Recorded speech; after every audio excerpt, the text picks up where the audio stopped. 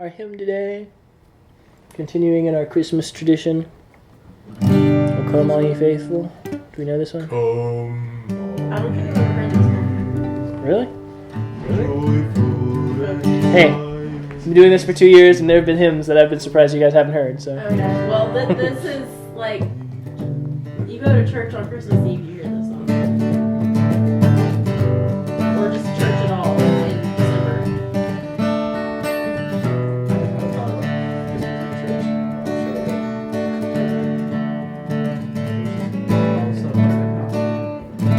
All right. Well, we're gonna try it. I might mess up in a few places, but that's all right. I'll soldier on. Thanks. Oh, come, O ye faithful, joyful and triumphant. O come ye to Bethlehem. Come and behold him, born the King of angels. Oh, come, let us adore him. Oh, come, let us adore him. Oh, come, let us adore him. Christ the Lord, highest, most holy, light of light eternal, born of a virgin, immortal he comes. Son of the Father, now in flesh appearing. Oh, come, let us adore him. Oh, come, let us adore him. Oh, come, let us adore him. Christ the Lord. Sing, choir of angels, sing in exultation. Sing, all ye citizens of heaven above. Glory to God, glory in the highest. Oh, come, let us adore him. Oh, come, let us adore him. Oh, come, let us adore him. Christ the Lord. Yea, Lord, we greet thee, born this happy morning. Jesus, to thee be all glory give. Lord of the Father, now in flesh appearing. Oh, come, let us adore him. Oh, come, let us adore him. Oh, come, let us adore him. Christ the Lord. Is O Come Emmanuel hymn? Yep, Are we doing it? we've already done it. We did it last year Have at we? Christmas time. Yeah. Oh yeah, we did, Have a didn't mosquito on your we? I head. remember that now. Oh, you missed. But he's gone. Oh, okay. Keep your head. Come back. Yeah, what was it? Oh, come, Emmanuel. My favorite. It's one of my favorites, particularly Deshong's version. It's the heavy metal version of O Come, Emmanuel. Yeah. Love that song. Oh, come all ye faithful, joyful and triumphant. That's describing how you're supposed to come, right? You're supposed to come joyfully, triumphantly. Yeah. Oh, come ye to Bethlehem. Come and behold him, born the King of Angels. What's the? Jesus. Not yet. They haven't mentioned Jesus yet. I guess King of Angels have kind of mentioned Jesus. But what's he saying? If you were to summarize this verse in one Come, The angels. Come on. Come and do what? behold. Behold, which means Look at him. look at him, see him. Yeah. That was one of the things that my Hebrew profs and my Greek prof, when you're translating the word behold in Greek or Hebrew, they're like, Look at don't say behold. Nobody says behold. When's the last time you said, behold? I have a cheeseburger. Last week. Behold. No, you say, look. I'm gonna start saying behold now. I'm pretty sure I have said behold, just in a joking context. I'm gonna start saying it for real. Now we have to. Oh, come, let us adore him. Oh, come, let us adore him. Oh, come, let us adore him. Who? Christ. The King of Angels. Christ the Lord, the King of Angels, yes. Adore? What's that mean? Fawn over. Give me a synonym for the word adore. To fawn over. Behold. No. Oh no. In another meaning of the word behold, yeah. In awe, maybe? Behold. Yeah, in awe of love. Right? My adoring wife. My loving wife. I've never used that phrase before. Oh, okay. Me neither. I haven't either, because I don't have a It seems An like we're in adoring a wife. room full of it. highest, most holy, light of light eternal, born of a virgin, immortal he comes. These are not complete sentences, which bothers me. But Attributes of Christ the Lord. attributes of Christ the Lord, right? Highest, most holy. What's light of light eternal? The son of the guy that's gonna light the world in the end, I guess. I don't know. Seems a weird. Of the eternal light. Yeah. Where is he called light of the world? In the Bible. That's my answer. Where in the Bible? Somewhere in the New Testament? Or the Probably Old after the word Testament? behold, right? Yeah.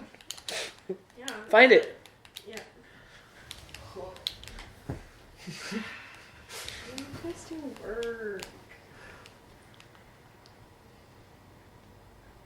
It's not even that much word. Chill. If you Light of do the the world Bible. by darkness slain. Yeah, right. We know it from all these song lyrics. I have definitely heard it. In Light of the world, you step down into darkness, open my eyes, let me see. No, that's not from the Bible either. John 8:12. John 8:12, what's it say? 5. Again, Matthew Jesus. 5:14. Again, Jesus spoke to them, Matthew saying, 5:14. I am the light of the world. Whoever follows me will not walk in darkness, but will have the light of John life. There you go. 17:16. Ha. John 15:19. Alright, so, yeah, all over Amazing. John. 14. John in particular I was right. was the Proverbs one who was on 13:9. board with this light thing. John 1, right? Also, In the beginning was the Word was with God, the Word was God, and the Word was life, and the life was the light of men. Right? That's the one I was thinking of, but it's all over. I mean, yeah, that makes sense. It's also part of the creeds for us who aren't creedal people. It's still good to know the creeds, the ecumenical creeds. And this, when we were trying to define Jesus, it was very God of very God, true light from true light. That was one of the definitional things that they went with to define Jesus, as this image of light as opposed to darkness. Because the idea of light and darkness as good and evil is kind of all throughout the Bible, with the exception of the very, very beginning. You can even say it's at the very beginning. Not necessarily evil, but chaos. Darkness was over the surface of the deep, and God said, let there be light. So he's bringing order in the midst of this chaos where the world was formless and void. Tohu vabohu. Son of the Father, now in flesh appearing. So he's been born. Oh, come, let us adore him. Come, let us adore him. Oh, come, let us adore him. Christ the Lord. Sing, choirs of angels, sing in exultation. Sing, all these citizens of heaven above. So who is the hymn writer telling to sing? Angel. And All Citizens these of heaven above. citizens of heaven, which would be... Us, the Christians.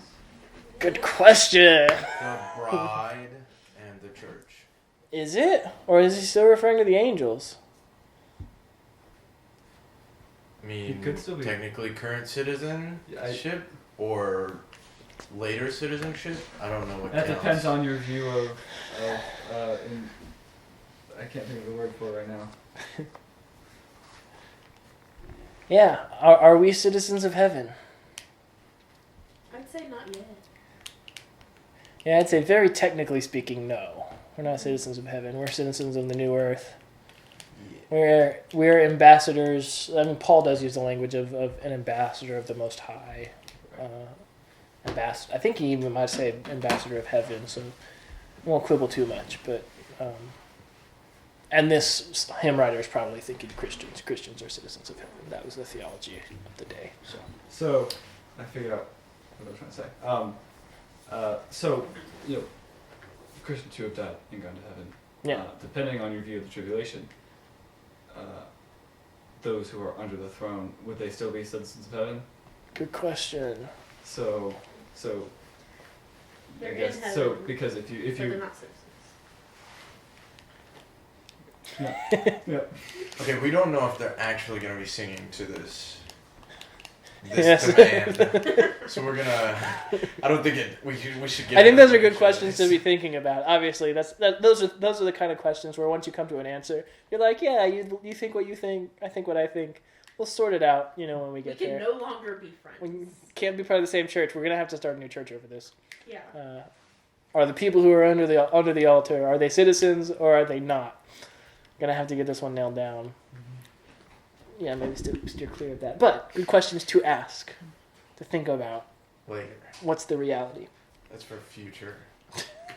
Future means Glory to God in the highest. So come, let us adore him. Oh, come, let us adore him. Oh, come, let us adore him, Christ the Lord. Yea, Lord, we greet thee, born this happy morning. Jesus, to thee be glory given. Give glory to Jesus. And, what up, Jesus? Yeah. Right? Yep. Howdy. Word of the Father now in flesh appearing.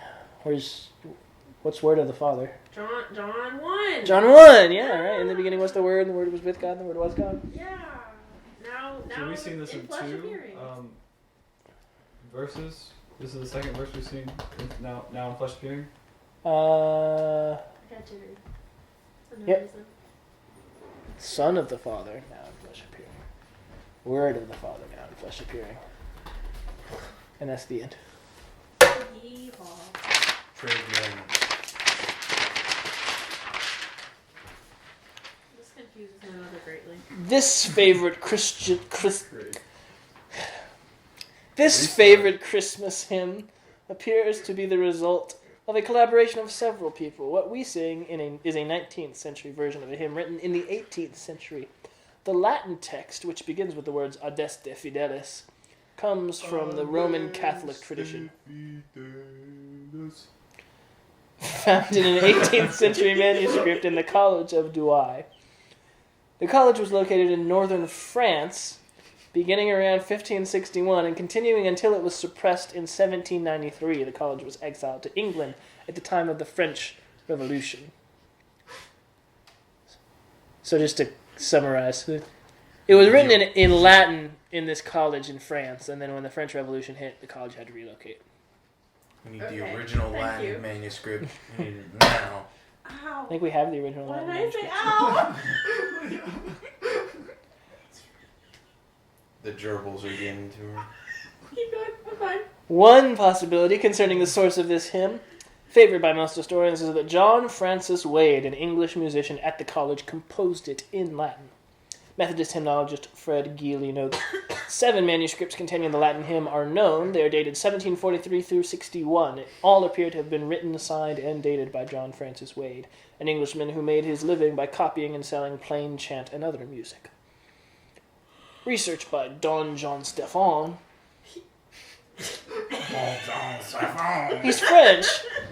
Author of the Adeste Fidelis, a study of its origin and development, has determined that the first and original manuscript was dated in 1743, indicating that Wade composed both the Latin words and the music between 1740 and 1743. The English language translation of stanzas 1, 2, 3, and 6 is the work of Frederick Oakley, a translator of Latin hymns during the Oxford movement who worked closely with Cardinal John Henry Newman, a leader in the movement.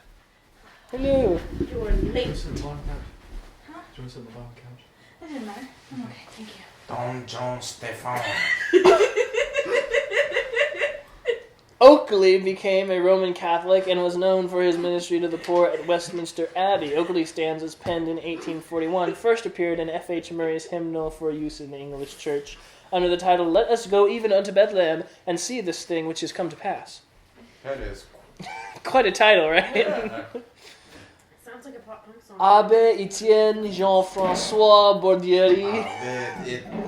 Abbé Etienne Jean-François Bordier. Thank you. I don't know I that don't know last where we are anymore. Bordier. Second to last paragraph. Yeah. There we go. Who was inspired upon hearing the hymn, translated 3 additional stanzas to fill out the Christmas story. Other versions and many alterations exist as well. Alright, Mr. French, how do you say The that? tune Adeste Yes. Fidelis by Wade has served this text very well, though about as many variations have appeared for the tune over the years as for the text. The refrain has a fugal feel, with the staggered entry of voices until all 4 parts join on the imperative, "O come, let us adore him, Christ the Lord." Whack.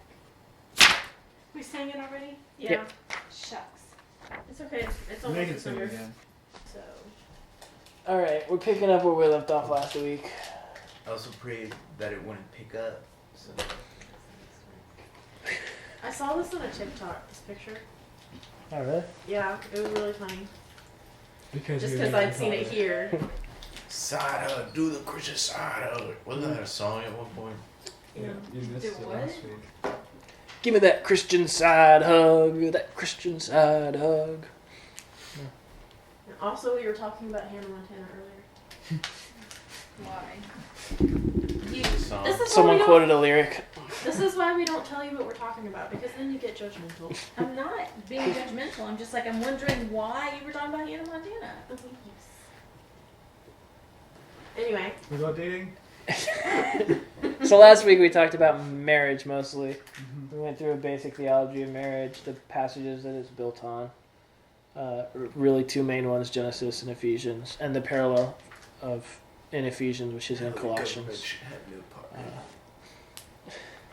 We didn't really talk about government involvement in marriage too much, but yeah, I mean, I would agree that marriage is a religious institution, a human institution, not a governmental or state institution. So, yeah, I'm quite libertarian on marriage as far as what should the government do about it. It should keep its hands off of it entirely. But we didn't really get to dating. We did a really, really brief kind of speed through, but we wanted to kind of review and go a little bit more in depth. And so, again, this will be as long as y'all want it, as questions or thoughts pop in your heads. Speak up. But basically, where I start thinking about is where is this in the Bible? And the question of dating, it's not really, definitely not the way that we currently do it. So zoom out a little bit and say, what is dating? If we're going to go with a really, really broad definition, dating is the way that our culture has determined is the norm for the coupling up of 2 individuals for marriage. Would y'all agree with that very broad definition? Yes. That'd be the norm that our culture says. Before 2 people get married, they date. Dating Unless is. you're Leah, then she says don't date till you're married. You say that all the time. I'm not yes. being critical. We used to say that around here all the time. Mhm. I think Josh started Who's it. Josh? Josh started most things. And so all cultures have had whatever their method of defining the norm. That was so delayed. Sorry. all cultures have had their norm of this is how we're going to couple up two individuals, male and female, for the purpose of marriage. And so in biblical times, pretty much the entire span of biblical times, I'm trying to think of an exception, and I can't really. The norm was parents select a woman who is the child of some other parents, and they say, "Hey, give your daughter to my son, and we'll pay for her." It's sort of a transaction. That's the way it should be done. Arranged. It was an arranged marriage, yeah. You just want goats. Yeah, the wife was worth 12 goats. That's Man. a particularly Dang, she's expensive. yeah, she's expensive. Uh, There are a few exceptions to this. Yeah, so like for example, Jacob, when he sees his two cousins and wants to marry both of them, and he arranges this deal with Laban, the father, and says, "Give me Rachel for 7 years," and then Laban tricks him into marrying Leah, and then he marries Leah, and then he says, "I still want Rachel," so he works for another 7 years and gets Leah. It was very transactional. Ruth, another kind of exception to the rule, which is what makes interpreting Ruth a little bit tougher. Is we all know the basic story of Ruth, right? Elimelech has got 2 sons, and Naomi, his wife, go off to Moab. Have Ruth and Orpah, who marry his sons, Mahlon and Chilion, and sons die. Orpah goes back to her home. Ruth stays with Naomi, comes back to the land of Bethlehem, and she gets to where she really likes this guy Boaz, because he has land and he's kind to her, a foreigner. And in the dead of night, while Boaz is sleeping after threshing his fields, she goes up and something goes down. And interpreters differ as to what's going down. What's clear is she lays at his feet. Is feet a euphemism there or not? That's a big question. What's she intending by laying at his feet? Is she intending some sort of a proposal, or is she intending some sort of a proposition? You see the difference that I'm suggesting? Yes. Okay. Are Ruth's motives pure in what she does or not? Boaz, either way, responds in a godly way. Whether Ruth's motives are pure or impure, he says, "Look, there's someone in line, according to our customs and laws, to marry you before me. So let me make sure that he doesn't want you, and then I'll take you." That's the romantic way of putting it. Isn't Naomi the one that told her to go to Boaz? Yes. Yeah. Again, this question of is Naomi correct? So I think that's a fun one to discuss. I lean towards the suggestion that actually Ruth and Naomi are not pure in their intent, and Boaz is, and it's a picture of fallible man, and Boaz acting as the type of Christ, being pure and doing things according to God's law. But that aside, so we do have these exceptions where we see the way that the normal method of pairing up couples is different. But by and large, the normal method of pairing up couples all throughout the Bible, from beginning to end, is, hey, your daughter is beautiful and my son needs a wife, so let's chop chop, right? Let's put them together. That's how it's done. So in our culture, that's all highly individualized and very much based on liberty and choice of the individual. Our method is different. And is it right? Is it wrong? Let's hear thoughts. What do you think of our culture's method of coupling people? Yes. Yes, you're in favor of dating? Self-selective dating? I guess. Okay. Maybe. So we have one vote in favor of. I see one vote I against. lean more on the side of in favor. So you wanna? Okay. But I can You'd rather definitely see get the the merits goats. of selected, you know. She just wants to Of- come of in arranged on marriage? porch So I can buy her Okay. a porch. What did you say? I missed what you said because I was listening to other people. Me? I said she just Oh, I wants. said I lean more on the side of dating, but I can definitely see the merits of arranged marriage. So we got 2 votes for, 1 vote against. What's your... I don't know. Earlier you said that's the way it should be done Chop, chop. in Well, reference to it arranged just- marriages. It sounds easier, but at the same time, sometimes I don't trust my parents' judgment. So But you're really me, just younger. that doesn't mean I want to marry someone like Dad. Yeah, no, don't. Yeah, Dang. exactly. Tell us how you really feel. Yeah, it's fine. No, it's not that I'm. Well, I am against the way dating is now, but I'm not for arranged either. Okay. So what are the cons that you are highlighting of this is what's bad about dating? Dating the way we do it now. Yeah. There is too much trial and error. I guess kind of like. Okay.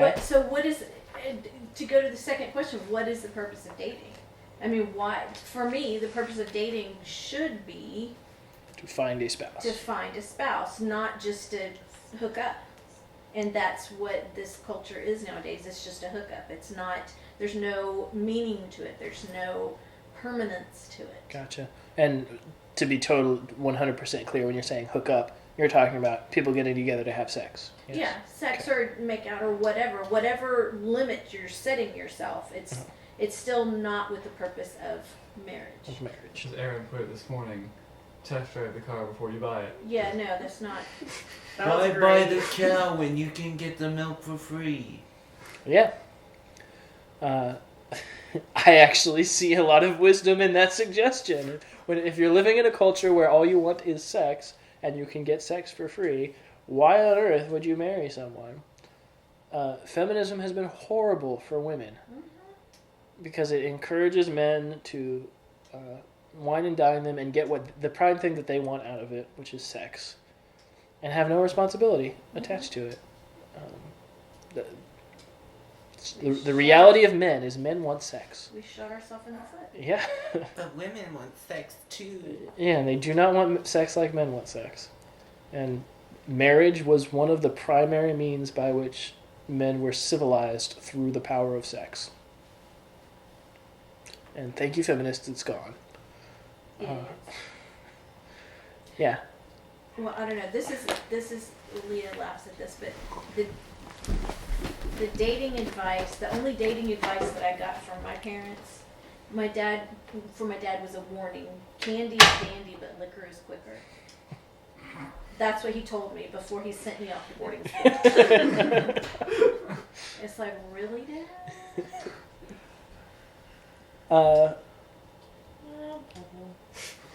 Huh? Yeah. With any cultural phenomenon, I think there's some sort of balance you gotta land on. So use an example that's not dating and sex and marriage. Let's go to technology, social media, or just the use of telephones. Should you have a telephone? Okay, you can go to the real far end of the spectrum on the conservative side and become a Mennonite, become Amish, and completely renounce all technology that was invented past 1775. You can go to the far other side and say all technology is good, regardless of what it does. Technology is a good in and of itself, and so we have to. Technology improves life, period, and so the more technology, the better. Okay, these are two faulty extremes. Yes, the balance is there's ways to recognize the benefits of technology and try to minimize the downsides of technology. You have to exercise Christian wisdom within this cultural phenomenon we call cell phones. Okay. Similar thing here. Dating is the way that our culture does it. So we can either go to one extreme and say, look, We're just going to reject the way that our culture does this mating system, and we're gonna live completely against the culture. And I'm gonna ask my parents to arrange a marriage with me, and find another set of parents who are willing to arrange a marriage with their son or daughter, and we just won't participate in the cultural phenomenon of dating. I think that's a little bit extreme. I think it's unwise. We're supposed to relate to the world in some way. And so trying to completely withdraw from it and live as if it is a time and place that it is not is foolish. Does that make sense? The other side, the other extreme that says dating is good, hookup culture is good, and so the point of dating is get while the getting's good, and stay young and thin as long as you can. Sow your wild oats. That's obviously bad. How does the Christian do it? What's the purpose? The purpose is to find a spouse, and so everything should be seen through that lens as a limiting factor. Now there's something where this can be taken way too far. Of dating is for marriage and all dating should be for marriage, which I think is a problem in our Christian subculture. They've placed limits and ideas on dating that dating is not. And so I want to start by defining what is dating, what is a date. We've broadly described like how our culture finds pairs for marriage. Mutual romantic interests.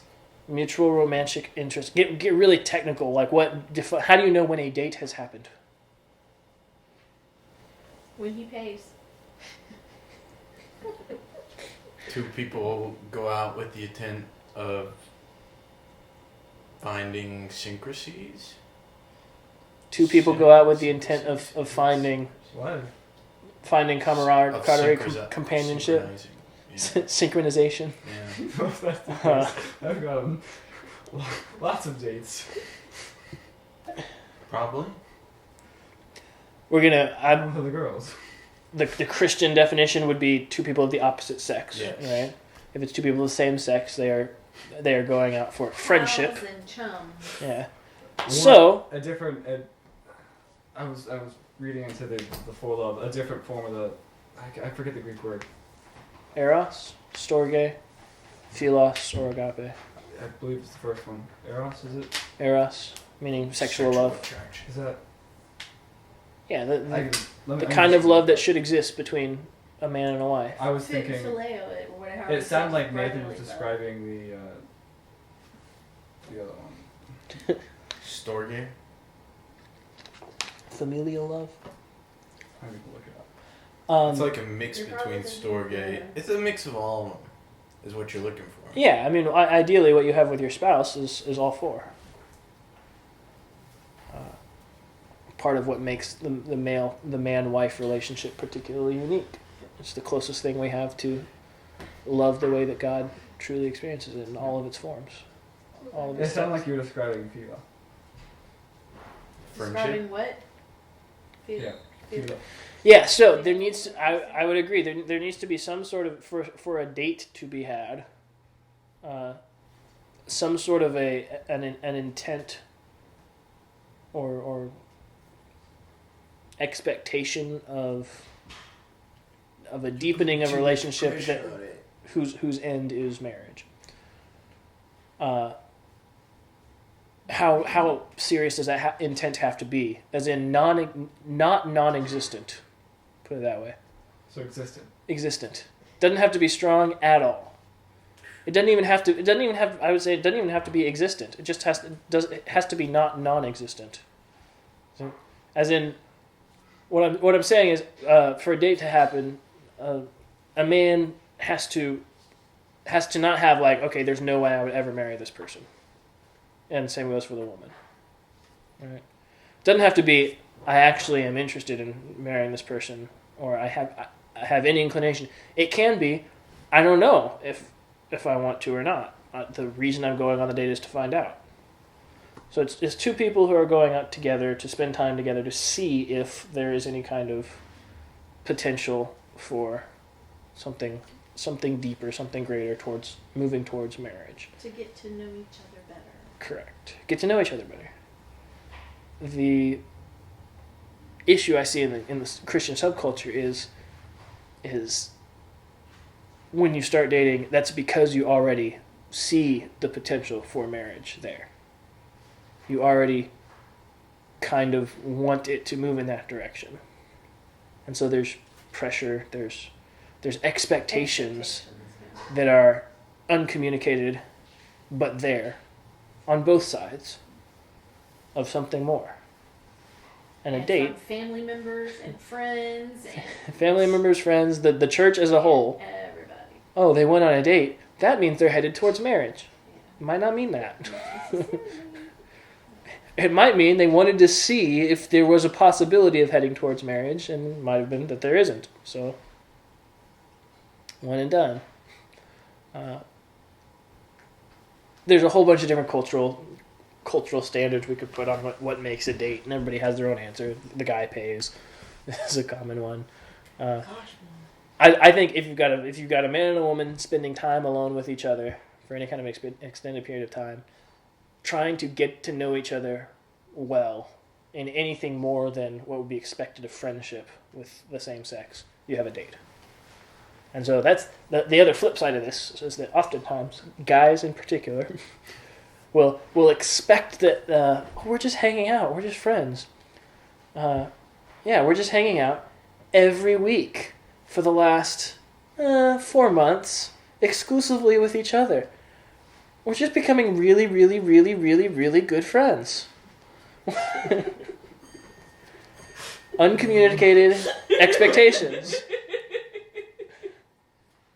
I know someone who that actually happened to, and it was very upsetting because she's like, okay, I'm getting older. I've got a goal here. Correct.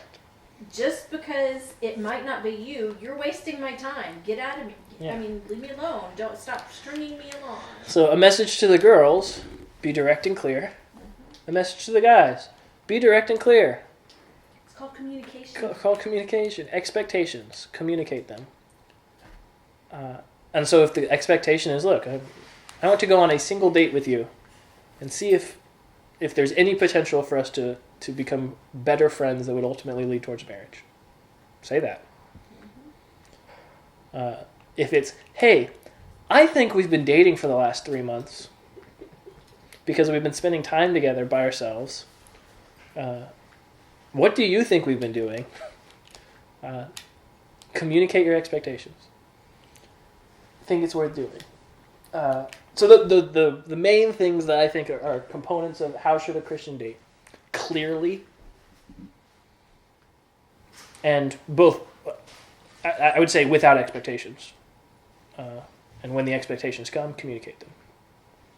And obviously, subpoints, abstaining from sexual immorality, treating marriage as the thing that it is, and moving towards it in a timely manner. And some of that's subjective. What's timely for one person is not timely for another. I talk about this all the time with some of my friends. My opinion is if you meet the right person and you date intentionally, 3 months into dating is not actually too unrealistic to expect some sort of a proposal. Have you been dating intentionally or not? Some of my other friends who I respect greatly and say no. I mean, you have to date for a whole year so you can get to know somebody through every major season of whatever the rhythm of a year looks like for them, so that you're not caught off guard and you don't have this side of them that you don't know, and you have to see a whole year for that. That's what I think. Also, like, if you've been friends before you start intentionally dating, you've already known them for a long time. This is true. I feel a little bit out of my depth considering I've only been on a few dates and they've all been blind dates, and so I'm speaking of where I do not know, but I think I'm speaking biblically. Would you say I'm giving at least somewhat wise advice? Yeah, I think so. Okay. I mean, I don't know about the time wise. I don't know. She dated my dad for 6 years. Yeah. But that has nothing to do with it. That's that was circumstances. We were in college. We both had the intention. I'm just, you Yeah. made me feel like I had to defend myself. Stop touching me! Whatever. Yeah, and y'all had that whole apart. Cameron, I will reopen your things up here. Stop it. Here, Okay, I'm trying to comfort you, Denise. Yeah, it's not working. In case you didn't know. Anyway, so, I mean, I do not believe in relativism at all, but it is, or situational ethics or anything like that, but it is situational. Yeah. It's circumstantial. It's, Absolutely. so I don't even think putting any kind of a time limit or time, like minimum or maximum. I don't, because God's going to call different couples in different ways. I mean, I've known people that have known each other for 4 weeks. Yeah. And they're still happily married after 20 years. Yeah. I mean, it's... Yeah, I would say you should have rules of thumb, or at least like right, but you can't put a blanket correct. statement, is what I'm saying. no hard and fast. Yeah. Like this is the minimum, Like this is the maximum, or whatever. Yeah. But you should have rules of thumb. You should have thought out in your head. Okay, when we hit 2 years, and we haven't discussed this yet. Okay, that's too long to go without discussing intentions. So again, my advice would date clearly. Have in your mind what your sense of proportion is, and communicate those things.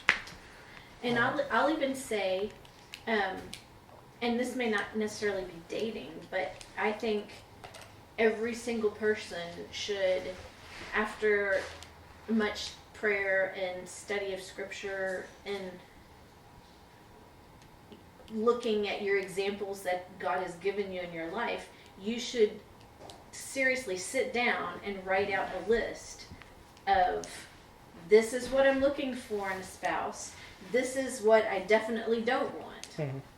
So that you have an idea in your head what type of person you're looking for. Character flaws, character issues, goals, how many kids you want. I mean, anything Sounds that may like come up. overthinking things. No, it's not though, because my niece dated a guy who ended up being a jerk, but at the time she didn't know that. And yet, after she went through, I mean, she dated him, she loved him, they had talked about marriage, they had dated for a year or whatever, and she went on some retreat, and she came back and she made out a list of things that she was looking for in a spouse, and she found out, this guy doesn't meet it. Mm-hmm. So she broke up with him and and so it was helpful to do that. It's not overthinking it. Yeah, it's contributing to the date clearly. Mm-hmm. That's why that's my main piece of advice. So as you're embarking on the dating experience, date clearly. Everything that would contribute to clarity in your dating is a good thing. In your own mind, have in your head what you're looking for, so that you know. Because sexual attraction clouds things. Oh gosh, That's what it does. So you need to have extra clarity for when the clouds show up. Mm-hmm. Because wanting to have sex with someone is going to cloud your judgment unless you've thought about it beforehand. It's going to mess with you. So, and it's supposed to. It's a strong and powerful thing that's meant to unite and bind two different souls into one essence. And for girls, it's the emotional aspect of it. It's not necessarily the physical aspect of it. Mm-hmm. But it's still the same act. Right. So again, I say date clearly. How should the Christian date clearly? I'm happy to talk about specifics anytime y'all want. I have thought through all of this, and most of my friends, I've been described this way repeatedly by different friends of mine, that I give for someone who gives the best dating advice they've ever heard, I have the least success with women. It's shockingly surprising how good I am at giving advice on dating without actually Or just giving taking the someone advice decent myself. advice with having no anything Yeah. at all. But people typically don't take my advice anyway, so it's fine. Whatever. True story. Yeah, doesn't usually end up very well for them. Just saying. As far as singleness, something that gets... A wedding topper for singleness? It's a Hey, like I said, I could come up with a wedding topper for everything except for the dating one. This is only a business transaction. Our two people on the top of the cake, completely separate, no touching. Singleness is not a curse. Get that one out of the way. I have known people who view singleness as a punishment. They think that God is giving them, chastising them for their own sin by not bringing them someone to be with. Sounds like a guilty conscience. Yeah. And I think that the church does a very, very poor job overall of speaking to single people. My pastor this morning, actually. It's because all of our pastors are married. Well, no, we were in Colossians 3, and it was the wives submit to your husbands, husbands love your wives, and he made a point to mention, and singleness is, we don't do a good enough job of encouraging single people and how they can be holy, godly people. You don't have to be married to be fulfilling God's design. He said that? Yeah. Well, that's good. I thought Yeah. you were going to say something that he didn't do a good job of. No, he Yeah. did a good job today of Yeah. presenting balance. Today? yeah. Usually, That implies that he hasn't done a good job in the He's past. new, so I don't... usually Okay. you just complain about stuff that goes on. I don't know, he always talks about his kids and how they ask questions. So. Yeah. Yeah, other than the kids, usually just We haven't complain heard about your the- kids in a while. What kid? I haven't actually taught in a while. I didn't re-up my volunteer status on that front because I thought I was going to be teaching adults, and I haven't taught adults yet. So, but anyway, two main passages that actually directly comment on singleness. 1 Corinthians 7. So we want to turn there. Now this is in the context of Paul defending the unity of the body I'm and already there. I'm in- That was weird. Yeah, why were you? church unity and I'm in First Paul's Corinthians authority. 11. the whole book of 1 Corinthians is all about either church unity or Paul's authority. And it's no different in 1 Corinthians 7. But in the midst of him defending church unity and his authority, and in particular at this point it's his authority, he mentions a particular aspect of himself to support the idea that he is authoritative as an apostle. Starting in verses 1 through 5 is him telling husbands and wives about sexual relations and your body's not your own. Right? Verse 6, now as a concession, this is 1 Corinthians 7, verse 6. As a concession, not a command, I say this. Note that this is where a lot of people misunderstand this, because all of 1 Corinthians is about him either defending his own authority or the unity of the body. And at this point, he's specifically defending his own authority. That's why he switches back and forth between I say this and the Lord says this, and I say this and the Lord says this. He's making a point to the people in Corinth. I'm an apostle. I'm speaking for the Lord. That's why he's doing it. A lot of people miss that because they think that because they take it out of context and don't realize that's the whole book.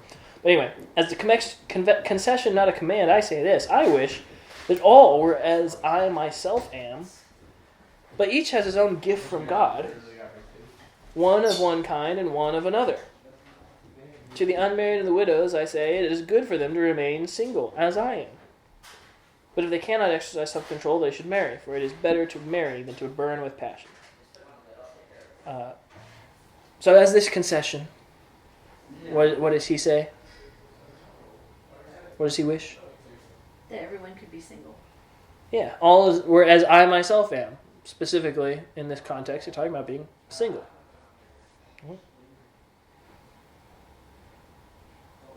But each one has his own gift, one of one kind, one of another. and the unmarried and the widows, so people who would be free to marry. This is where, again, my theology of divorce and marriage and remarriage comes in.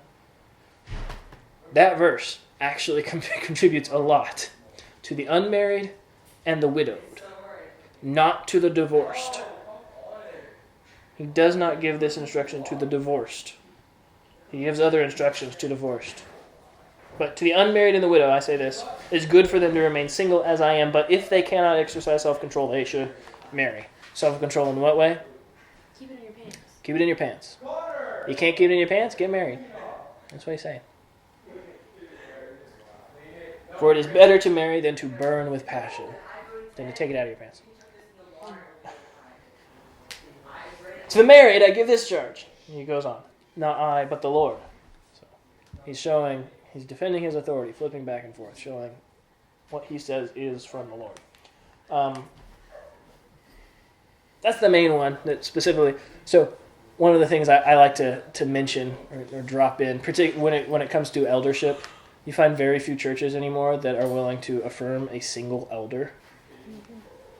And you realize if that's your qualification, neither Paul nor Jesus is qualified to be an elder in your church. It's not a good standard to have. if neither Paul nor Jesus can meet the standards that you're setting for eldership in your church, your standards are too high. If Jesus, the head of your church, isn't allowed to be a head in your church, you got a problem. Where does it talk about is it in Titus where it talks about the Qualifications for elders? Titus and 1 Timothy 3. Okay. 1 Timothy 3 has a little bit longer description, so that's usually where people go. Because I know it talks about, I was just going to look, does it say if you are married? No, it just says husband of one wife. Okay. It actually, it says man of one woman. So maybe that's where they're getting it. Yeah, they're suggesting, that the man of one woman requirement means that you have to be married. That you have to be married, not that if you're married, then yeah, you must be faithful to your wife. But I have thought a lot about this particular thing in relation to myself. So few churches. Did I hold the S long enough to show you how few? So few churches would be willing to hire a single pastor. You put together a search committee. What are they going to be looking for? Well, they're going to be looking for a family man with at least a couple kids, or at least one on the way. And nobody will ever admit to that. Of course, we would accept a single guy who came to us. No, they won't. That's the reality. And it's wrong. It is a bad reality. Again, neither Jesus nor Paul would be qualified to be your pastor. I can understand where you're coming from, but I can also see, because of the passage in 1 Corinthians about how a single male would be more susceptible to temptation and more. I totally see what you're saying about the whole thing about neither Paul nor Jesus would be able to be a pastor in a lot of these churches. But then looking at it from the search committee's point of view, or whatever you want to say, they're setting up standards that are not biblical. That's where I put it. The idea that a single man is more susceptible to temptation, that's not true. I've talked to lots of single guys and a lot of married guys about sex and temptation and lust. It doesn't get easier when you're married. You're just as tempted to cheat on your wife as you are to cheat, or as you are to have sex prior to being married to a wife. I don't agree at all. I would agree that that's in the minds of a lot of people who are heading up these search committees. Don't see it as a valid reason at all. It's optics. It stems from the issue of thinking that there's such a thing as senior pastor to begin with. Thinking that we have to have this one guy who's at the top, who's in charge and leading us somewhere. And if we're going to have one guy, then we want him to be whole and complete and have the broadest range of experiences possible. And so he has to be married, so he has a broader range of experiences. That's where it comes from. It's just as Israel. We want a king. Correct. We want a king. We want a king. We want a king. And the biblical pattern for church leadership is plurality of elders, not a quote-unquote senior pastor. Nowhere will you find the term senior pastor anywhere in this book. It's not there. Neither will you find Trinity. The phrasing, at least. Nowhere in this book will you find the image of someone who is in such a role as that you could qualify as comparable to senior pastor either. You see Paul appointing elders in the churches. That's it. And that one bad doctrine leads to other bad doctrines. The same way that purgatory came about is where we are with singles in the church. I'm getting off track. I'm harping on my own problems. Yeah, you get on your soapbox. What's the purpose of singleness? Turn to Matthew chapter 19. Unhindered by responsibility. Matthew. Matthew chapter 19. Now, we looked at Matthew 19 when talking about our theology of marriage, right? Jesus quotes Genesis 2 in establishing male-female. Right after that, start in verse 10. The disciple said to him, if such is the case of a man with his wife, it is better not to marry. Jesus says to them, not everyone can receive this saying, but only those to whom it is given. For there are eunuchs who have been so from birth, and there are eunuchs who have been made eunuchs by men, and there are eunuchs who have made themselves eunuchs for the sake of the kingdom of heaven. Let the one who is able to receive this, receive it. What's a eunuch? It's what they do to bulls. Without the zip ties. Correct. Somebody who's had it cut off. Is he talking metaphorically here, though? Someone who's abstaining It's a good question. from sex on purpose? Purposefully? So I think he's using the term as a literal term. Particularly in that culture. There were eunuchs who had been made eunuchs from birth.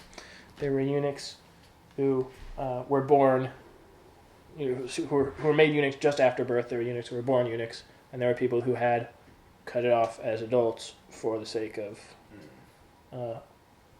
serving in the temple functions and what have you. Now, there is the in our culture, nobody cuts it off. But all three categories still exist. What people do, they just don't have the intention of being male anymore. Correct. Yeah, that's a whole other can of worms. Yeah. That's a whole other subject. But you see the three categories. Somebody who can't have sex as part of how they were born. Someone who can't have sex because of something that was done to them against their will at a young age. And someone who chooses not to have sex for the purpose of the kingdom. For the sake of the kingdom of heaven. And so this actually, I would say this feeds into our theology of singleness. There are those to whom it is given, is what Jesus refers to. Those to whom it is given, it is better not to marry. They should receive it. And what should they do with it? Well, that means that they should abstain from sex and all the things that go with marriage, and instead devote themselves to service of the kingdom of heaven. All of the energy that they would have put into marriage should put into service of the kingdom of heaven.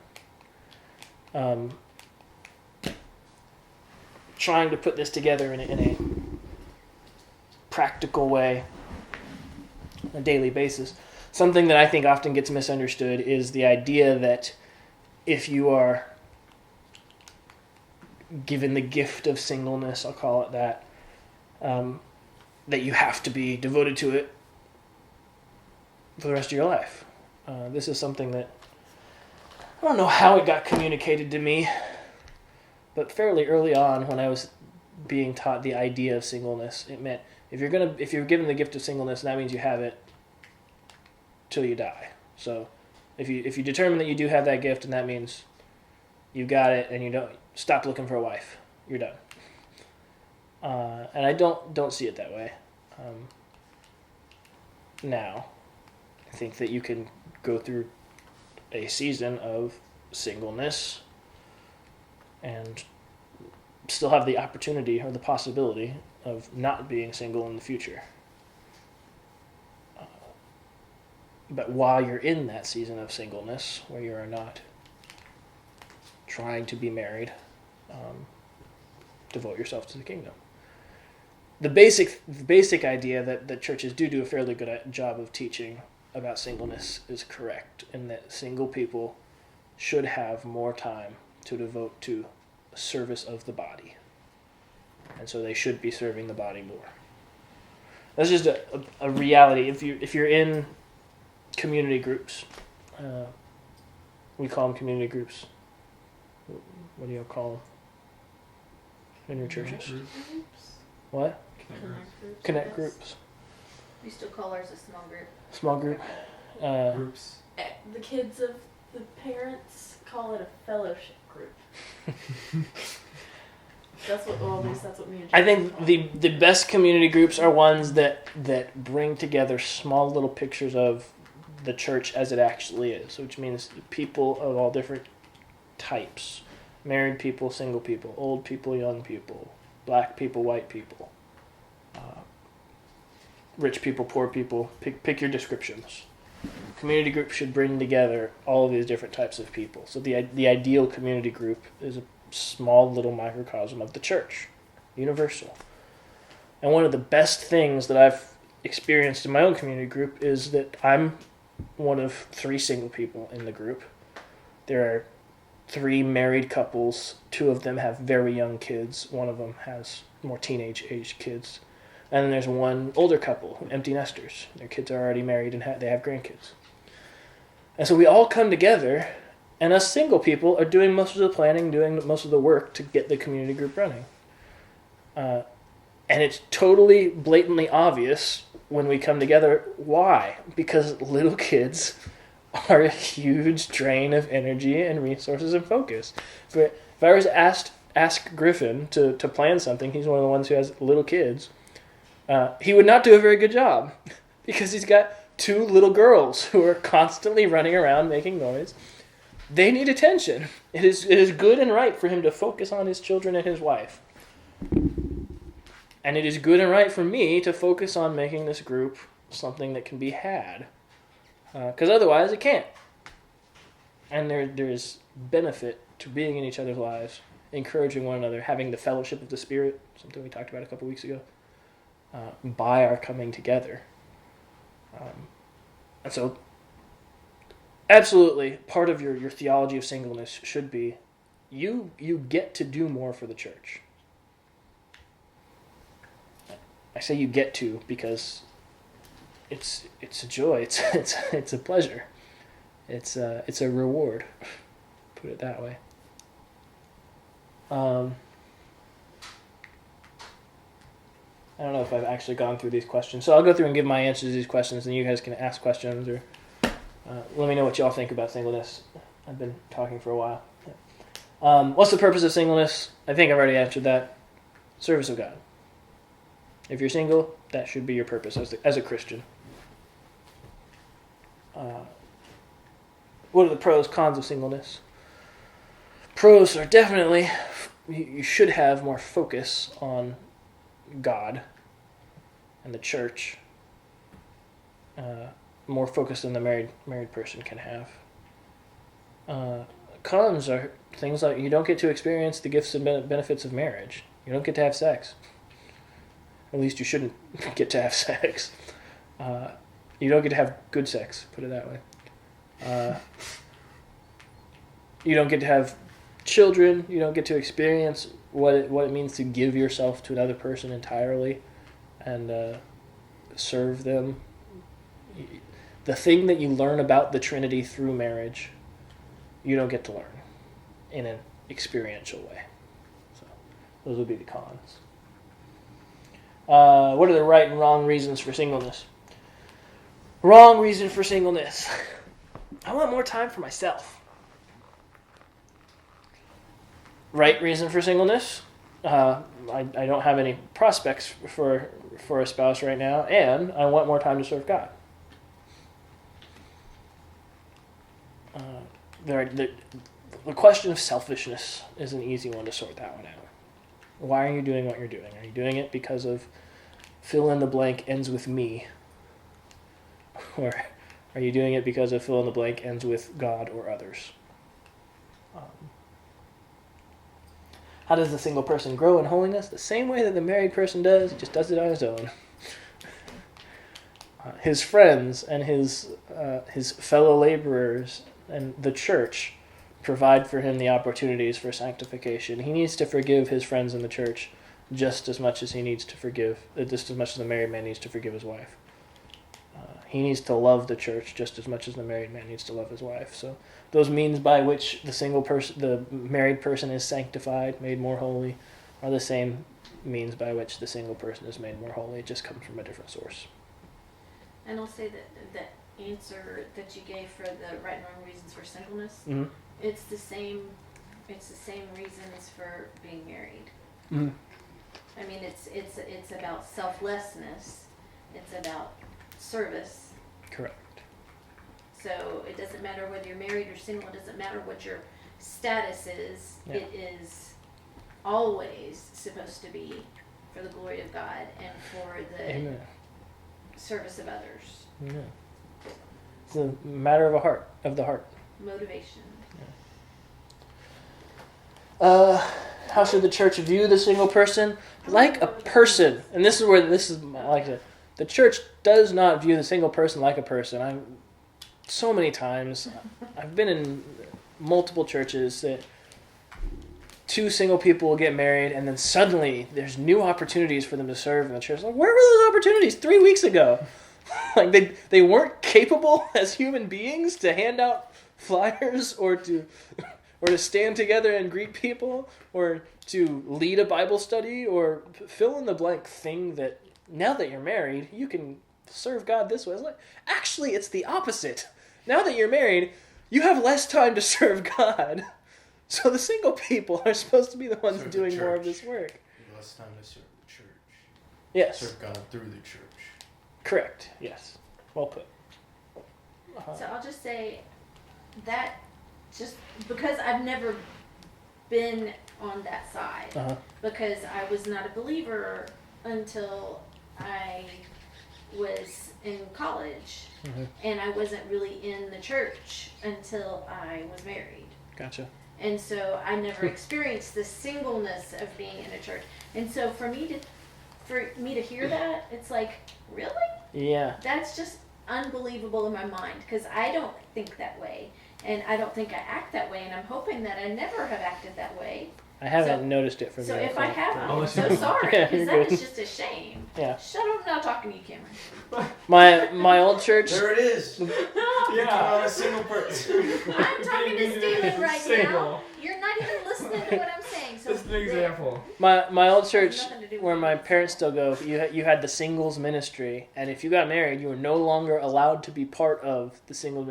It was a running joke that people would get married and then they would fall off the face of the earth because they were forced to go serve in other places because you couldn't be around the single people. They are outcasts that must be kept in this one area until they unite, and then they can leave. Or what about just joining the singles ministry to find Oh, a spouse? joining this singles ministry, which is why I hate singles ministries with a passion. Yeah. I understand the need for married people's ministries to teach people how to be married and how to have kids. You don't need singles ministries. No. Christian meat market. Yes. I don't really love married ministries too much. I think that you should be able to do that just through the church general.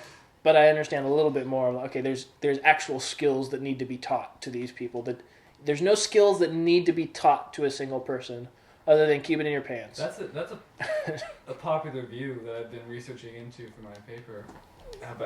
Marriage is all about education and knowing skill in this area or knowing this. Yeah, lots of the. I mean, what I would assume lots of the early stages of marriage is learning. Yeah. Learning how to do this thing, and a lot of the way that the church can help is teaching people about how to be married well. So, can the single person bear the image of God? Yes, of course. Again, one of the running jokes was somebody get married. Particularly in Baptist circles, two single people get married. Within about 2 months, the man will be tapped to be a deacon. I'm like, wasn't qualified 2 months ago when he was just dating this girl. Now they're married. All right, you can be a leader now. Yeah. I'm so sorry that's like that. That makes me None of sad. the women will be afraid that you're eyeing them all the time. Bam! Deacon! No women afraid. You're married. You're not able to help the widows and the poor before you're married. Are you crazy? A widow needs a box moved. It's got to be a guy with a ring on his finger. That's reality. Yeah. That's so sad. I'm so sorry. It's all right. I'm used to it now. But But wherever be. you notice it, work to change it. I will. I've never noticed it. That's the thing. I've never. Oblivious. You live in the marriage circle. I do. And I've been focused on these yahoos, On the so I younglings. don't look at that age group because we don't have that many people at our church. Yeah. And Definitely you should not- ask not why. my age. Yeah, I do.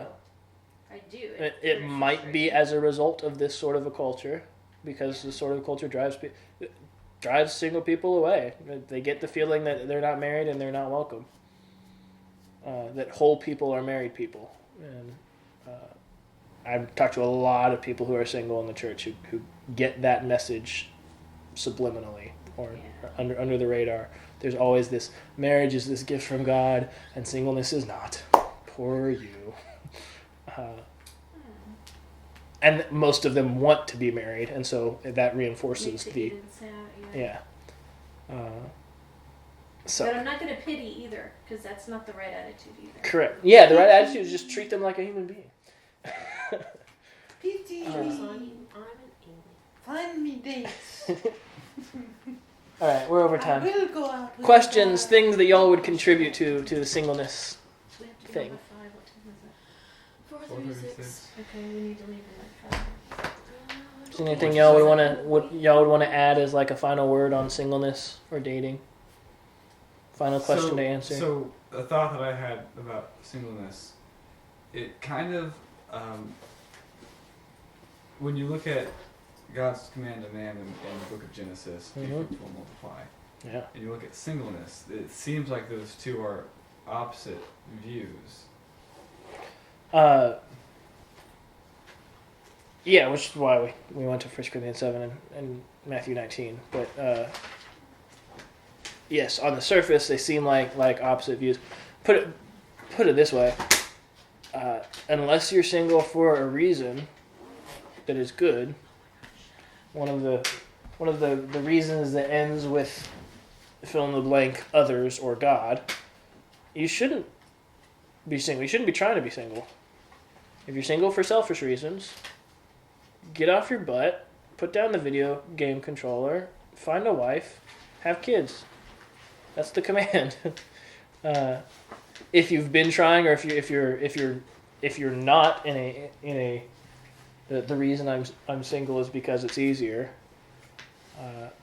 There's nothing wrong with being single. There may be something wrong with the way you're being single. There's nothing wrong with being single. Does that make sense? Does that mean we should actively be trying to find a husband or wife? If you desire marriage, yes.